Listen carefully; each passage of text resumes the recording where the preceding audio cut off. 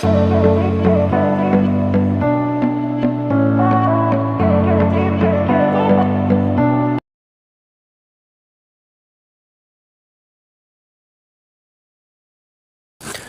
दोस्तों आज हम बात करने वाले हैं रिलायंस इंडस्ट्रीज़ के फ्यूचर के बारे में, और ये बताने वाले हैं कि फ्यूचर में इसका जो शेयर प्राइस है वो कहाँ तक जा सकता है।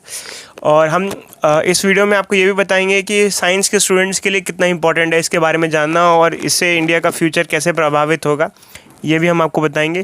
क्योंकि रिलायंस जो है वो काफ़ी टेक्नोलॉजी में इन्वेस्टमेंट कर रहा है, तो इससे आपको पता चलेगा कि इंडिया के फ्यूचर में क्या क्या चीज़ें ऐसी हैं जो चेंज होने वाली हैं और स्टॉक मार्केट के इन्वेस्टमेंट के लिए ज़रूरी है। तो ये वीडियो सिर्फ एजुकेशन पर्पस से है, इसमें मेरी कोई एडवाइस नहीं है कि आप इन्वेस्ट करो या ना करो, बट ये आप पे डिपेंड करता है। तो सबसे पहले देखते हैं रिलायंस इंडस्ट्रीज़ का करंट बिजनेस जो सबसे ज़्यादा कमा के दे रहा है। तो मेन बिज़नेस तो भाई पेट्रोलियम और पेट्रोकेमिकल बिज़नेस ही है आज के टाइम पे भी।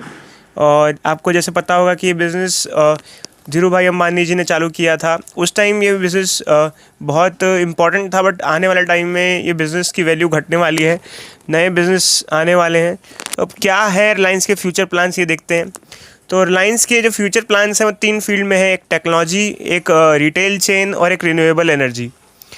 तो जैसे कि अभी आपको पता है कि रिलायंस का जो मेन शेयर है वो RIL रिलायंस इंडिया लिमिटेड के अंडर में आता है, और भी कुछ शेयर्स खरीद रखे हैं, मतलब कुछ उन्होंने कंपनीज खरीद रखी हैं, उसकी बात अलग है, बट मेन जो शेयर है वो RIL ही है।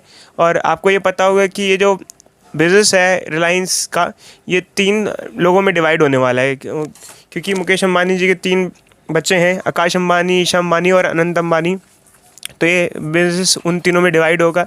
तो किस किस को क्या मिलेगा, देखो टेक्नोलॉजी का जो बिज़नेस है वो आकाश अंबानी को मिलेगा, रिटेल चेन का बिज़नेस ईशा अंबानी को मिलेगा, और रिन्यूएबल एनर्जी का बिज़नेस अनंत अंबानी को मिलेगा। तो इसका क्या मतलब है, इसका सीधा सीधा सा मतलब ये है कि रिलायंस का एक बहुत बड़ा डीमर्जर होने वाला है कुछ टाइम में।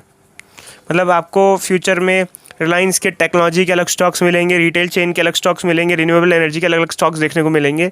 और इससे जो रिलायंस के शेयर है इसकी वैल्यू काफ़ी खुल के आएगी, मतलब काफ़ी ज़्यादा बढ़ने के चांसेस बन सकते हैं। अब हम आगे बढ़ते हैं और देखते हैं कि आखिर ये जो फ्यूचर है इसके एस्पेक्ट्स क्या हैं।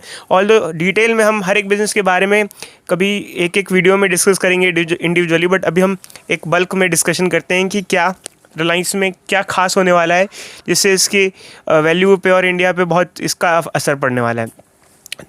तो सबसे पहले हम बात करते हैं टेक्नोलॉजी बिज़नेस के। देखिए टेक्नोलॉजी बिज़नेस से तो खासकर आप लोग अवगत हैं जियो प्लेटफॉर्म से। जियो का सिम लोग चलाते हैं। जियो आजकल मेनली 2 ही कंपनी है मार्केट में, जियो और एयरटेल।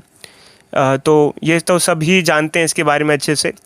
बट एक्चुअली क्या है कि आप लोगों में से कई लोगों को ये नहीं पता कि जियो प्लेटफॉर्म सिर्फ इस चीज़ की कंपनी नहीं है जो कि हमको कम्युनिकेशन प्रोवाइड करती है, इसके अलावा बहुत कुछ है। हम कभी डिटेल में इसकी वीडियो में डिस्कशन करेंगे कि जियो प्लेटफॉर्म्स के क्या प्लान्स हैं, किस किस ने इसमें इन्वेस्टमेंट्स की हैं। आखिर कोविड से पहले जो रिलायंस का शेयर 1000 रुपीज़ पे था वो आखिर 2700 रुपीज़ तक कैसे पहुंच गया, ऐसे क्या कारण थे। तो ये जियो प्लेटफॉर्म के अंदर बहुत सारे बिजनेस हैं जो टेक्नोलॉजी से एसोसिएटेड हैं, इसके बारे में हम डिटेल में डिस्कशन करेंगे। जियो पेमेंट बैंक है, जैसे आप लोगों ने पेटीएम पेमेंट बैंक सुना होगा, वैसे ही जियो पेमेंट बैंक भी है जो कि धीरे धीरे अब ग्रो कर रहा है। ऐसे ही हाथवे को जियो ने एक्वायर किया है, काफ़ी सारे शेयर्स उसमें ख़रीद लिए हैं, क्योंकि आपको पता है कि धीरे धीरे अब ज़्यादातर लोग केबल कनेक्शन की जगह इंटरनेट ब्रॉडबैंड यूज़ कर रहे हैं, और हाथवे का नेटवर्क काफ़ी बड़ा है, ये घरों घरों तक इंटरनेट प्रोवाइड करने का काम कर रहा है। तो कुल मिला के अगर देखा जाए टेक्नोलॉजी बिज़नेस की, तो टेक्नोलॉजी बिज़नेस जितना हमको दिखता है, जैसे आपको लगता होगा कि हम जियो के सिम में रिचार्ज कराते हैं, इंटरनेट यूज़ करते हैं, यहाँ तक नहीं है, बहुत डीप रूटेड है। क्योंकि इसके अंदर वो AI भी यूज़ करेंगे, आर्टिफिशियल इंटेलिजेंस भी यूज़ करेंगे, और जैसे कि HCL TCS कंपनी है वैसा एक टेक्नोलॉजी कंपनी सॉफ्टवेयर सर्विसेज भी प्रोवाइड करेंगे धीरे धीरे रिलायंस इसमें। तो इसमें मतलब काफ़ी वास्ट फील्ड है, जो कि हम जियो प्लेटफॉर्म्स के बारे में जब डिस्कस करेंगे तो उसके लिए एक सेपरेट वीडियो में 10 मिनट की वीडियो बनाएंगे, उसके बारे में आपको बताएंगे जियो प्लेटफॉर्म्स क्या हैं, जियो पेमेंट बैंक क्या है, जियो हाथवे क्या है। अब आते हैं ईशा अंबानी के बिज़नेस पे। तो रिटेल बिज़नेस चेन, एक बहुत बड़ी रिटेल बिज़नेस चेन होने वाली है ईशा अंबानी जी की। तो जैसे कि आप लोगों ने कई में देखा होगा कि कुछ स्टोर्स तो हम जानते हैं रिलायंस की डिटेल में, जैसे रिलायंस फ्रेश बहुत पुराना है। रिलायंस डिजिटल जो स्टोर्स हैं उसके अंदर हमको इलेक्ट्रॉनिक गुड्स मिलते हैं, स्पीकर, टीवी वगैरह, मतलब काफ़ी चीज़ें खरीदने को मिलती हैं। रिलायंस ट्रेंड्स कपड़ों का स्टोर है, काफ़ी पुराना है ये भी। और अब चेंजेस क्या हुए हैं हम आपको बताते हैं। जैसे चेंजेस ये आए हैं जियो मार्ट, भाई जैसे कि अमेज़न फ्लिपकार्ट है, अब इसको ऑनलाइन लाने का काम जियो मार्ट कर रहा है। मेडिसिन का business Netmeds online medicine delivery का है।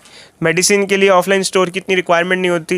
रिलायंस एक्चुअली क्या है, अपने रिटेल बिज़नेस में ऑनलाइन प्लस ऑफलाइन दोनों ही प्ले कर रहा है, और साथ साथ में वो हर चीज़ पे ध्यान दे रहा है। मतलब जैसे कि उनका अगर कोई कस्टमर हो जो ज़्यादा पेइंग हो, उसके लिए अलग सर्विसेज हैं, सबके लिए मतलब एक वाइड रेंज में वो सर्विसेज देने की कोशिश कर रहा है। इसके बारे में आपको थोड़ा सा बताता हूँ कि जैसे रिलायंस ने, जैसे आप देख सकते हैं रिलायंस ट्रेंड्स हैं, यहाँ रिलायंस फुटप्रिंट्स हैं। रिलायंस के अपने कई सारे स्टोर्स ऐसे हैं जो कपड़े वगैरह सेल करते हैं, और रिलायंस की आजियो वेबसाइट है बेसिकली ये है। तो मतलब अगर आप देखें तो ऑनलाइन और ऑफलाइन, जैसे जियो मार्ट जो है वो ऑनलाइन सप्लाई कर रहा है, और रिलायंस फ्रेश इधर जो रिलायंस फ्रेश है ये आपको ऑफलाइन चीज़ें दे रहा है। और रिलायंस डिजिटल ऐसा है जिससे आप ऑनलाइन ऑफलाइन दोनों ही सामान खरीद सकते हैं। जियो मार्ट है, इस पे आप रिलायंस डिजिटल का भी सामान खरीद सकते हैं, मतलब अगर आपको स्मार्टफोन वगैरह खरीदना हो तो। एक बेसिकली ये इकोसिस्टम डेवलप कर रहे हैं बाकायदा, मतलब एक ऐसा इकोसिस्टम जिसमें क्या हो, एक ऐसा इकोसिस्टम जिसके अंदर आपको अपनी ज़रूरत की हर चीज़ मिल जाए, जैसे कि इलेक्ट्रॉनिक्स, कपड़े, जूते, जैसे रिलायंस फुटप्रिंट्स हैं। और इसके अलावा इसके अंदर रिलायंस ज्वेल्स भी आ गए, जैसे गहने, घड़ी ये भी आ गई, और स्मार्ट बाज़ार वगैरह भी आ गया। तो इसका मतलब कि चाहे आप ऑफलाइन चाहे ऑनलाइन चाहे, आपको किराने का सामान, ग्रोसरी का सामान, कपड़े, गहने वहने, जितना भी सामान है आपको ऑनलाइन भी ऑफलाइन भी किसी भी मोड पे रिलायंस डिलीवर कर सकता है। और फ्यूचर में अगर रिलायंस अपना रिटेल बिज़नेस सबसे सही चला देता है तो ये अमेज़न और फ्लिपकार्ट से भी आगे निकल जाएगा, क्योंकि इसके पास online as well as offline दोनों ही चीज़ें अवेलेबल हैं। तो अगर आपको कोई सामान देखना है तो आप वहाँ जाके देख सकते हो, फिर आप उसको ऑर्डर दे सकते हो तो आपको डिलीवरी भी दे देगा, या चाहे तो आप ऑनलाइन ऑर्डर करना चाहो तो ऑनलाइन भी ऑर्डर कर सकते हो। और मतलब मेडिसिन भी है, हेमलेस जो है कंपनी लिए एक्वायर की है, टॉयज़ के लिए भी है। और रिलायंस ने मतलब जैसे हमको लगता है कि ये रिलायंस जो प्रोवाइड कर रहा है, तो एक्चुअली इसमें कई ब्रांड तो रिलायंस अपने भी क्रिएट कर रहा है, रिलायंस इसमें खुद भी बना रहा है। जैसे कपड़े डिज़ाइनिंग के कुछ ब्रांड्स रिलायंस एक्वायर किए हुए हैं। तो मतलब ये काफ़ी डीप रूटेड है, मतलब अब डिज़ाइनिंग से लेके बनाने से लेके कस्टमर्स तक प्रोवाइड करने के लिए ये है। और इवन रिलायंस जो रिटेल बिज़नेस है, सिर्फ रिटेल नहीं है, वो B2B भी है, कोशिश कर रहे हैं। B2B मतलब कि बड़े बड़े दुकानदारों को अपना सामान भी सप्लाई कर रहे हैं।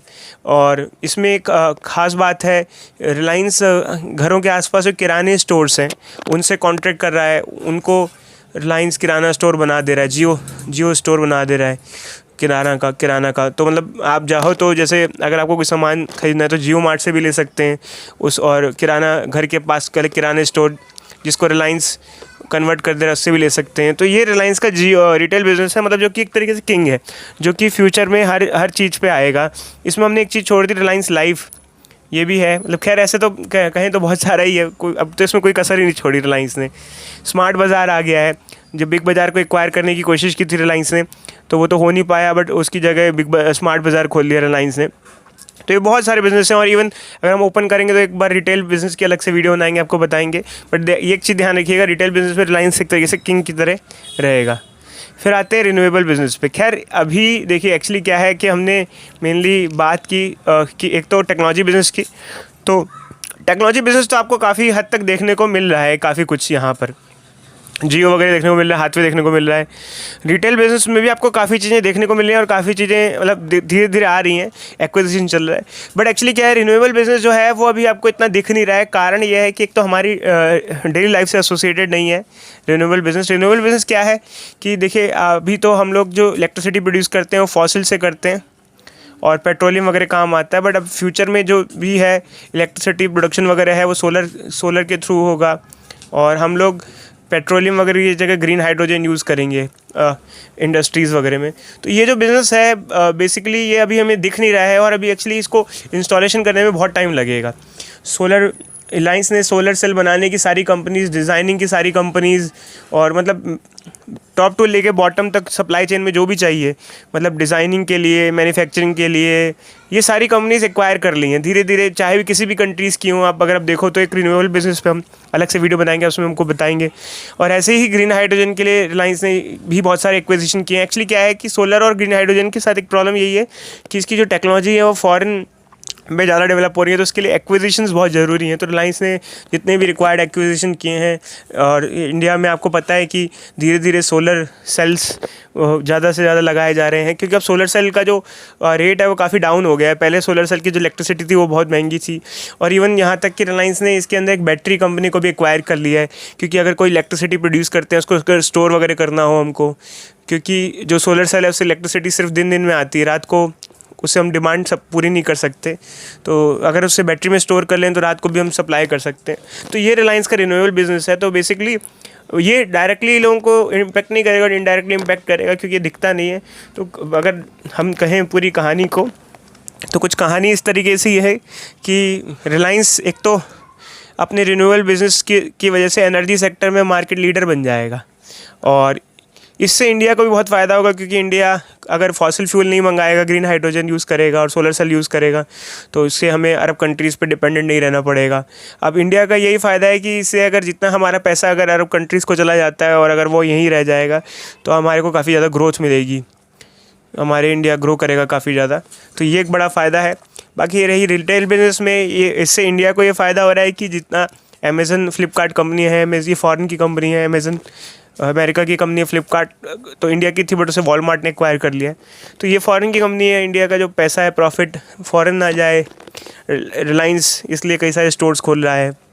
और तो और जैसे इंडिया में हम जैसे कपड़े खरीदते हैं तो कई सारे फॉरेन ब्रांड्स के कपड़े खरीदते हैं, तो रिलायंस अपने कपड़े वपड़े भी बना रहा है, ताकि अगर जो हम कपड़े भी खरीदें तो इंडियन ब्रांड्स के खरीदें और हमारा पैसा बाहर ना जाए। और टेक्नोलॉजी बिज़नेस में भी बहुत इंपॉर्टेंट है, जैसे कि आपको पता होगा, खैर एयरटेल तो टेक्नोलॉजी में अगर दिखाया इंडिया की कंपनी है, बाकी जैसे वोडाफोन जो कंपनी थी वो बाहर की थी, तो मतलब बाहर का पैसा लगा था। तो इससे क्या है कि मतलब इंडिया को ओवरऑल हर फील्ड में ग्रोथ मिलेगी इन तीनों ही बिज़नेस के थ्रू, और मतलब काफ़ी ज़्यादा आपको देखने को मिलेगा कि 2030 तक इंडिया एनर्जी टेक्नोलॉजी पे सेल्फ लाइन बनेगा। तो अब मेनली है कि इससे शेयर पे क्या फ़र्क पड़ेगा। एक्चुअली क्या है, जब रिलायंस डीमर्ज होगा तो करीब करीब 10 टाइम्स इसका शेयर प्राइस बढ़ सकता है। और ये तो खैर अभी आपको आने वाली वीडियोस में पता चलेगा, जब मैं सेपरेट वीडियो हर चीज़ पे बनाऊंगा, जो रिन्यूएबल बिज़नेस पे अलग बनाऊंगा, रिटेल बिज़नेस पे, तो आपको पता चलेगा। बट एक्चुअली ये सिर्फ एडवाइस है, मैं आपको इसके लिए कोई फोर्स नहीं कर रहा हूँ, आपको अपने दिमाग से काम लेना चाहिए। और ये अभी नहीं होगा, अगर ये प्रॉपर तरीके से इंप्लीमेंट हुआ तो इसमें भी 5-10 साल लग जाएंगे पूरा का पूरा। तो अगर आपको ये वीडियो अच्छी लगी तो लाइक करें, सब्सक्राइब करें। Thank you.